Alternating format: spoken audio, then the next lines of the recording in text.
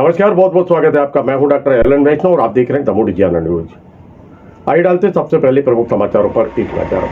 समाज के अंतिम व्यक्ति की चिंता करने वाले चिंतक विचारक पंडित दीनदयाल उपाध्याय के जयंती पर राष्ट्र कर रहा है उनको याद।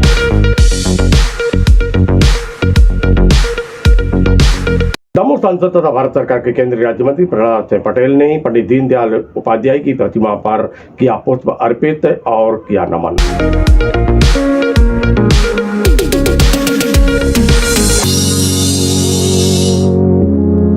शक्ति की आराधना नृत्य के माध्यम से करेंगी मातृशक्ति। तहसील ग्राउंड के विशाल प्रांगण में प्रथम बार होगा भव्य आयोजन।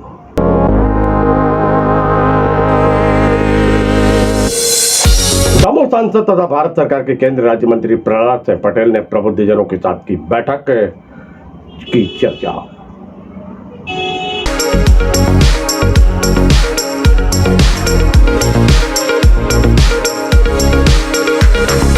शक्ति की आराधना का पर्व नवरात्रि के चलते मंदिरों में सजावट। बड़ी देवी में भव्य आयोजन को लेकर तैयारियां पूरी।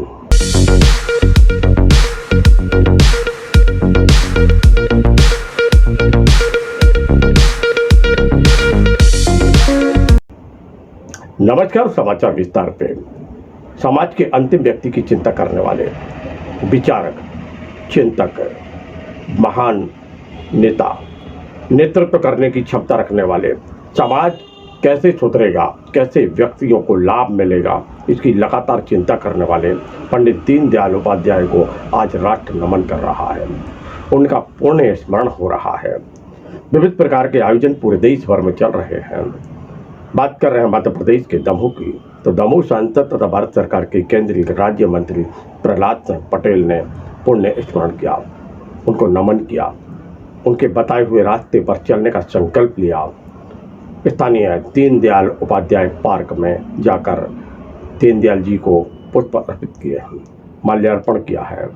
बड़ी संख्या में यहाँ भारतीय जनता पार्टी के साथ में गणमान्य नागरिक जो थे वह उपस्थित थे। सबने स्मरण किया, पुष्प अर्पित किए हैं।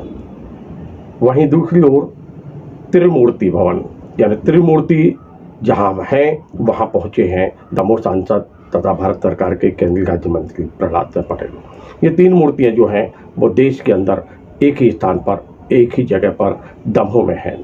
पंडित दीनदयाल उपाध्याय, महात्मा गांधी, राम मनोहर लोहिया की विशाल प्रतिमा यहाँ पर सांसद प्रहलाद सिंह पटेल की विशेष प्रयास से स्थापित हुई थी। उनके पास जब संस्कृति मंत्रालय था, उन्होंने ये प्रयास किए थे कि एक ऐसा स्थान हो जो देश भर में जाना जाए। और फिर दमोह में बेलाताल के समीप ये तीन मूर्तियां लगाई गई थी। वहां पहुंचे हैं दमोह सांसद तथा भारत सरकार के केंद्रीय राज्य मंत्री प्रहलाद सिंह पटेल। उन्होंने प्रतिमा पर पुष्प अर्पित किए, माल्यार्पण किया है और पुण्य स्मरण किया है। इस अवसर पर उन्होंने अपने संदेश में क्या कहा। उपाध्याय जो एकात्म मानववाद के प्रणेता हैं, आज उनकी जन्म जयंती है। अभी हम लोगों ने 2 वर्ष पहले शताब्दी वर्ष दीनदयाल जी का मनाया था। और मैं एक दूसरी दृष्टिकोण से देखता हूँ कि जब दीनदयाल जी ने ये विचार दिया था तो ये विचार हमारी सनातन परंपरा का प्रतिरूप था, वसुदेव कुटुंबकम की भावना का आदर्श रूप था। और उन्होंने कहा कि दरिद्र नारायण की सेवा ईश्वर की सच्ची सेवा है।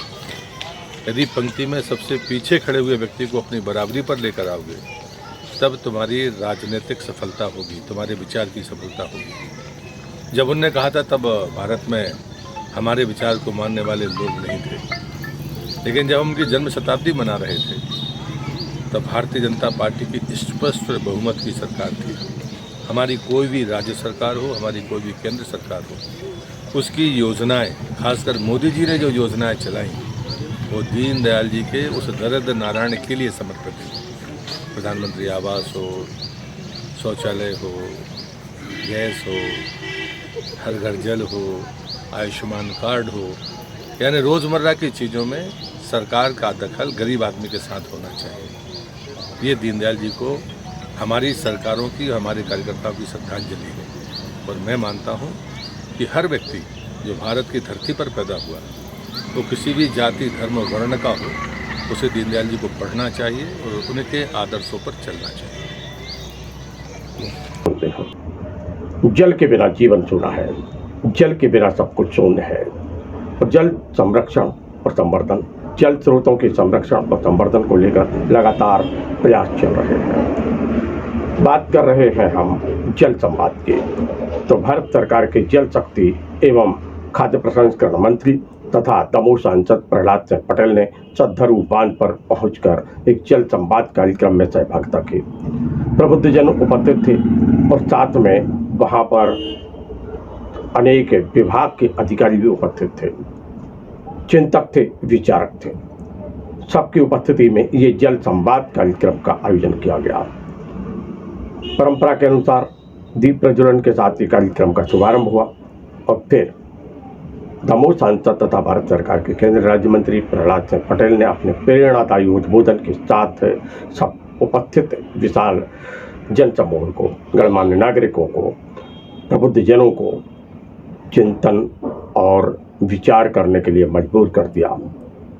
आखिर क्या है जल संरक्षण और संवर्धन, कैसे जल के बिना सब कुछ शून्य हो जाता है, कैसे हम अपनी सहभागिता निभा सकते हैं, इस विषय को लेकर उन्होंने जल संवाद किया।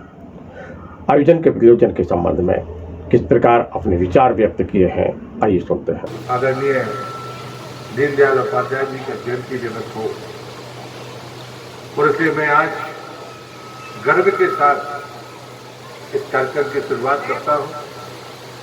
मंच पर उपस्थित जिला पंचायत के पूर्व अध्यक्ष आदरणीय सुचन पटेल जी, वेयर हाउसिंग कॉर्पोरेशन के चेयरमैन, पूर्व विधायक, पूर्ण दिन है। जल जीवन मिशन के इतिहास में मैं दमोह जिले की दृष्टि से कह सकता हूँ कि मैं आज गौरव महसूस करता हूँ अपने आदरणीय यशस्वी प्रधानमंत्री नरेंद्र भाई मोदी जी का और प्रदेश के मुख्यमंत्री शिवराज जी का हृदय से आभारी हूँ। मैं उसी विभाग का राज्य मंत्री भी हूँ। आज हमने 148 गाँव में पेयजल योजना जल जीवन मिशन के तहत हर घर के संकल्प के साथ 148 गाँव को जल प्रदान किया है। दमोह जैसे ज़िले में ये बड़ी सफलता है। जब रहने का कोई व्यक्ति कहता है कि मेरे गांव में पानी पहुंच रहा है, जहां पर पानी का स्रोत नहीं था, इससे बड़ी कोई और सफलता नहीं हो सकती। लेकिन आज मैं गौरवान्वित इसलिए हूँ कि आज पंडित दीनदयाल जी उपाध्याय की जयंती है, जिनके विचार के साथ केंद्र की सरकार हो हमारी या राज्य की सरकार, हम गरीब आदमी और ज़रूरतमंद के लिए बिना मांगे देने का सेवा का कार्य करते हैं। सरकार हमारा साधन है, माध्यम है, लेकिन नियत के तहत बिना मांगे देने का काम करते हैं। उसका ये अनूठा उदाहरण है कि एक दिन में ही 148 गांव अपने पाइपलाइन के द्वारा पानी पिएंगे, वो अपने पानी को टेस्ट करेंगे। जनसंवाद कार्यक्रम में इतनी बड़ी संख्या में जो मातृशक्ति आई, तो समिति के लोग आए, वो अपनी जिम्मेदारी का निर्वहन करेंगे, ऐसा मेरा पक्का विश्वास है। देश के इतिहास में पहली बार ऐसा आयोजन होने जा रहा है जहां मातृशक्ति नृत्य करेंगी गरबा के माध्यम से और भगवती की आराधना करेंगी।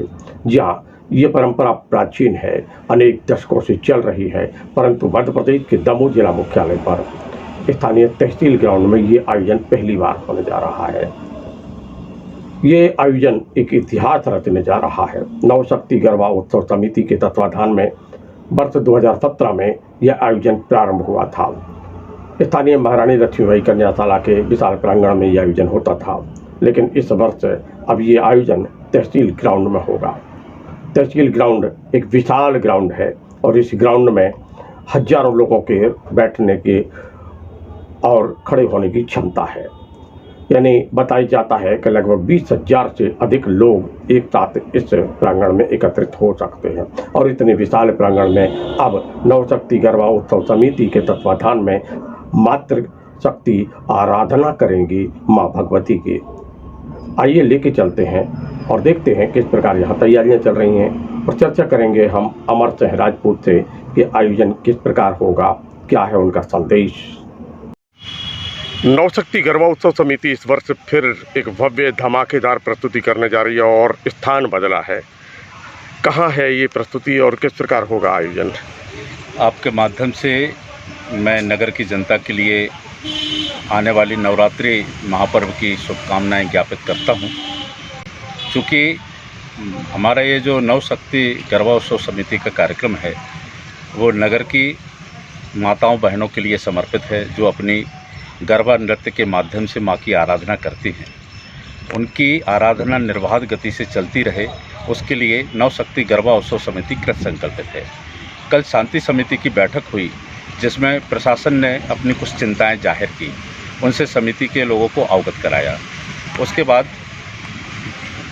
समिति ने बैठ के निर्णय किया और माननीय मंत्री जी प्रहलाद पटेल जी के जो सांसद प्रतिनिधि हैं नरेंद्र बजाज जी, उनके सानिध्य में बैठक हुई और ये प्रशासन के माध्यम से ये हल निकाला गया कि यदि तहसील ग्राउंड में ये गरबा किया जाता है, जो कि दमोह की एक शान आन बान है, तो ज़्यादा बेहतर रहेगा। तो इस प्रस्ताव को सहज स्वीकार करते हुए समिति आगे बढ़ी और प्रशासन ने तहसील ग्राउंड में गरबा उत्सव करने की अनुमति दी। चूँकि तहसील ग्राउंड में एक बहुत बड़ा कार्यक्रम रावण दहन का भी होता है, रामदल आता है, तो इस बात का पूरा ध्यान रखा गया है कि हमारे जो पूर्व से होने वाले परंपरागत कार्यक्रम हैं उनमें किसी तरह का व्यवधान ना हो। आपस में चूँकि ये सब हमारे सनातन धर्म की संस्कृति से ओतप्रोत दोनों कार्यक्रम हैं, दोनों कार्यक्रम की पवित्रता निर्बाध गति से बनी रहे, उनका संचालन निर्बाध गति से आगे होता रहे, इस बात का ध्यान रखते हुए दोनों समितियों ने प्रशासन को इस बात से अवगत कराया। तत्पश्चात हमने ये जो नवशक्ति गरबा उत्सव समिति है उसने अपना गरबा कार्यक्रम तहसील ग्राउंड में प्रस्तुत किया है और 26 तारीख से 7:30 बजे से 10 बजे तक गरबा उत्सव कार्यक्रम नृत्य आराधना के रूप में तहसील ग्राउंड में आयोजित होगा। आप सब आइए, अपने परिजनों के साथ आइए, अपने बच्चियों के साथ आइए, अपने इष्ट मित्रों के साथ आइए, आपका स्वागत है। शक्ति की आराधना का पर्व नवरात्रि प्रारंभ होने वाली है। कल से ये आराधना हो जाएगी प्रारंभ, माँ भगवती की नवरात्रि प्रारंभ हो जाएंगी और जिसके चलते तैयारियां चल रही हैं। पंडाल सजाए जा रहे हैं, भव्य मूर्तियों का निर्माण हो रहा है, अंतिम चरण में सब कुछ पहुंच चुका है। वहीं देवालयों में जहां देवी मंदिर हैं वहां साफ सफाई, विद्युत साज सज्जा की जा रही है। बात कर रहे हैं मध्य प्रदेश के दमोह जिला मुख्यालय पर स्थित अति प्राचीन मंदिर बड़ी देवी मंदिर की, जहां पर तैयारियां पूरी हो चुकी हैं। हजारों की संख्या में प्रतिदिन भक्त यहां पहुंचते हैं। यहां पर मेले की दुकानें सज गई हैं और तैयारियां पूरी हो चुकी हैं। किस प्रकार यहां पर तैयारियां हुई हैं, आइए यहां के पुजारी से हम चर्चा करते हैं। शक्ति की आराधना का पर्व नवरात्रि प्रारंभ होने जा रही है और अति प्राचीन क्षेत्र है ये बड़ी देवी मंदिर। किस प्रकार की तैयारियां हैं? यहाँ पूरी नवरात्रि में 9 दिन का मेला लगता है नवरात्रि के समय में, और सुबह 3:15 पर मंगल आरती होती है और शाम को 9 बजे आरती होती है। और अभी उसी की तैयारी में पूरा चल रहा, आप देख रहे हो सब। और मेला की दुकानें भी लगने प्रारंभ हो गई हैं और दर्शकों को, माता के भक्तों को कोई दिक्कत परेशानी ना हो, उसी के लिए सब प्रयास में जुटे हम लोग, सब लोग, और सुलभ दर्शन हो। और सब नवरात्र की आप लोगों को बहुत बहुत शुभकामनाएँ और प्रार्थना है कि आप ज़्यादा से ज़्यादा भक्त लोग माँ बड़ी देवी के मंदिर के दर्शन करने जरूर आएँ। एवं मासन का काम चालू है, वो भी आप दर्शन कर सकते हैं। दमोह सांसद तथा भारत सरकार के केंद्रीय राज्य मंत्री प्रहलाद सिंह पटेल ने प्रबुद्धजनों के साथ बैठक की है। स्थानीय अम्बेडकर भवन में ये बैठक की गई है और इस बैठक के दौरान अनेक विषयों को लेकर चर्चाएं की गई हैं और चर्चाएं जो हैं वह ऐसी होना चाहिए जिसको लेकर राष्ट्र के लिए, राष्ट्र के विकास के लिए, प्रदेश के विकास के लिए और क्षेत्र के विकास के लिए हों। और इसी विषय को लेकर यहाँ पर चर्चाएं हुई हैं। सबने संकल्प दोहराया है राष्ट्र के विकास के लिए, प्रदेश के विकास के लिए और साथ में क्षेत्र के विकास के लिए। किस प्रकार यहाँ पर चर्चाएं हो रही हैं, किस प्रकार आयोजन है, आइए लेके चलते हैं। और मुझे गर्व होता है कि मैं भी एक हमारे हरिजन भाइयों के बीच में गया और हमने भोजन किया। सारे लोग करते हैं, लेकिन मैंने कल ही अपने पार्षद दल से कहा कि मैं एक शर्त पर जाऊंगा कि मैं पत्थर उठाऊंगा तो मैं जाऊंगा, नहीं तो मैं नहीं जाऊंगा। और मैं अपने पार्षद दल को धन्यवाद देना चाहता हूँ और अपने सर्जन कार्यकर्ता को धन्यवाद देना चाहता हूँ। आज हमने अपने लक्ष्य को तय किया और उसको प्राप्त किया। क्योंकि जो बात मैंने कही थी आपसे प्रारंभिक तौर पर, व्यक्ति तो हम सभी हैं, और उन्होंने कहा कि क्या मनुष्य और नर बनने की यात्रा में हम आगे जा सकते हैं। मेरे आराध्य परम पूज्य श्री जी कहते थे, आदमी तो सभी मनुष्य को बनोगे, उसकी सीढ़ी मानव पे कर जाओगे और नर बनने का अधिकार तुम्हें कब मिलेगा। मित्रों, ये यात्रा आसान नहीं, लेकिन कठिन भी नहीं है। ये गुरुतर उन्नति की रास्ता है, आगे बढ़ने का रास्ता है। लोगों को लगता है कि नहीं, हो नहीं सकता। कई लोगों को लगता है कि बड़ा कठिन मार्ग है। लेकिन मैं कहानी से अपनी बात शुरू कर रहा हूँ। अभी मैं 3 दिन पहले मणिपुर में था, तब मुझे ऐसे ही संवाद में बात करने का मौका मिला। एक समय कहते हैं वो ये पौराणिक घटना है, कोई काल्पनिक घटना है। कहते महर्षि दुर्वासा एक बार मथुरा की तरफ गए, लेकिन वो यमुना के दूसरे तट पर थे। मथुरा वासियों को कोई भोजन का प्रबंध करना था। बरसात थी तो यमुना में बाढ़ आ गई, तो मथुरावासी पार नहीं कर सकते थे। तो कृष्ण वहां मौजूद थे, तो कृष्ण के पास गए कि दुर्वासा का क्रोध तो जग जाहिर है, अगर देरी हुई उन्हें श्राप देने में देरी नहीं करेंगे और पता नहीं क्या होगा, यमुना को कैसे पार करें। कृष्ण ने कहा, जाकर यमुना से कहना यदि कृष्ण अखंड ब्रह्मचारी है तो माँ मुझे रास्ता दे दो।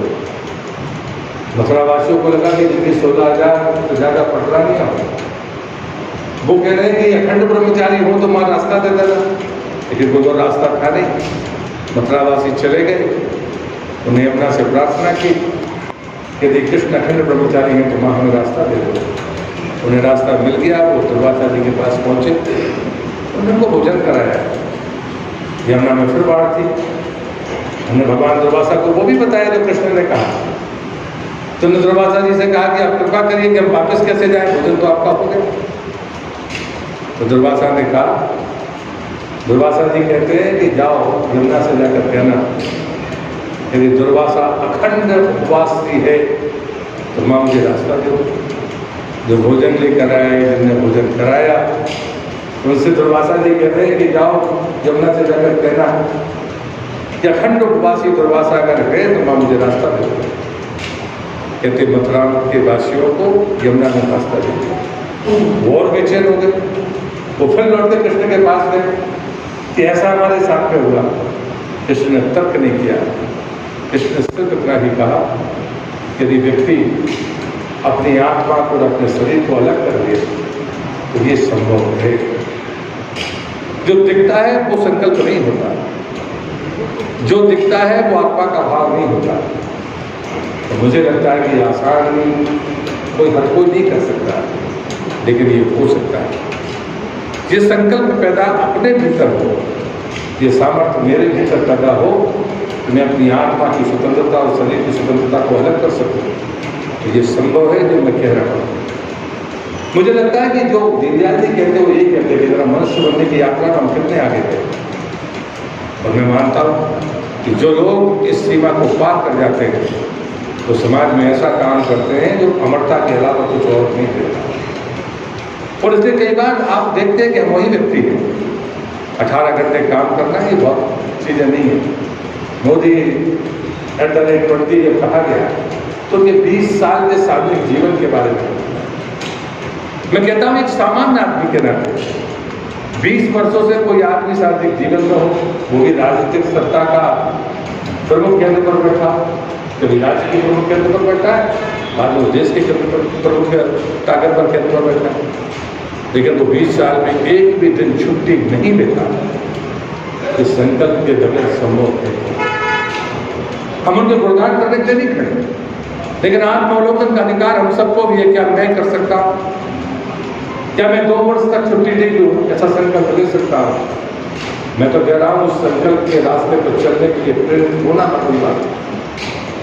कोई आदमी 20 साल छुट्टी ना ले, कोई कर सकता है।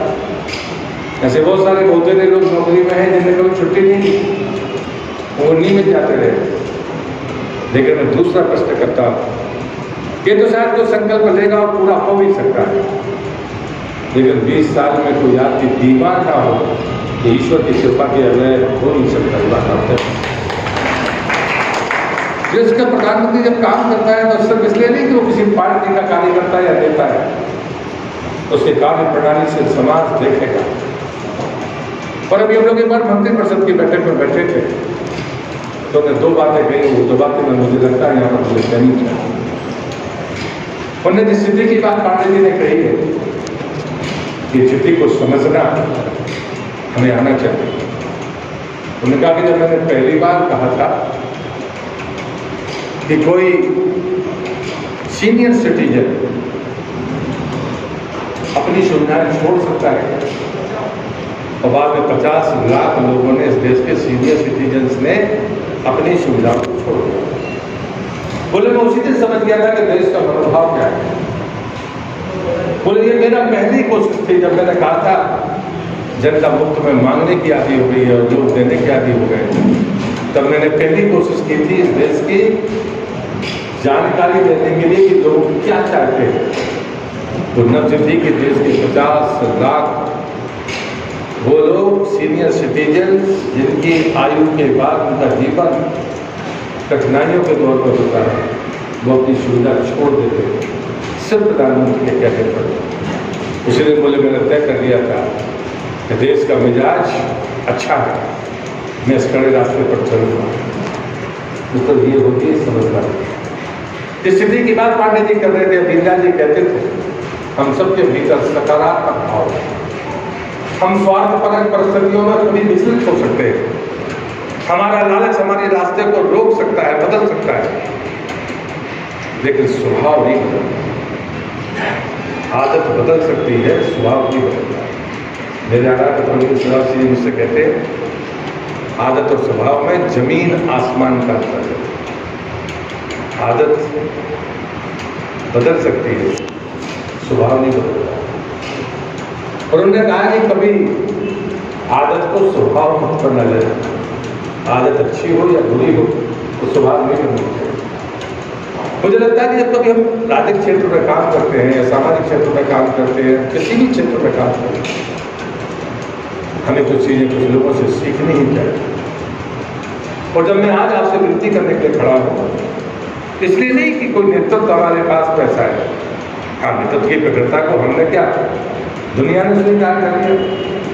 आज हम इस बात से गौरवान्वित कैसे नहीं हो सकते कि पूरे देश में जो परिस्थिति बनी है, उस परिस्थिति में दुनिया में आज भारत के प्रधानमंत्री का जो दस्तक है, जो उनकी उपस्थिति है, तो हम सबको गौरवान्वित करते हैं।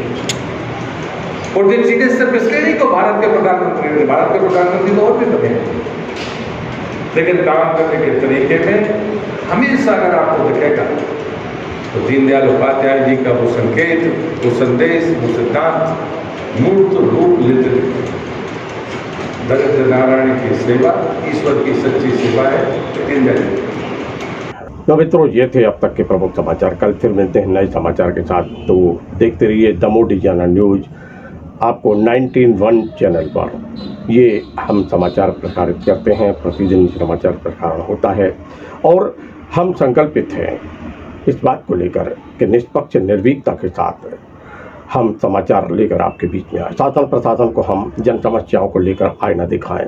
हम राजनीति, धर्म, अध्यात्म और समाज सेवा के साथ में कला, संस्कृति के समाचारों को लेकर भी हम आपके बीच में आते हैं। जन समस्याओं को लेकर भी हम आपके बीच में आते हैं। शासन प्रशासन तक हम एक पत्रकारिता का धर्म निभाते हुए समाचारों का प्रसारण करते हैं। और इसलिए आपके पास में अगर कोई समाचार है, कोई जानकारी है, तो नीचे दिए हुए नंबरों पर आप संपर्क कर सकते हैं। देखते रहिए द मोदी चैनल न्यूज। मिलते हैं फिर एक नए समाचार के साथ।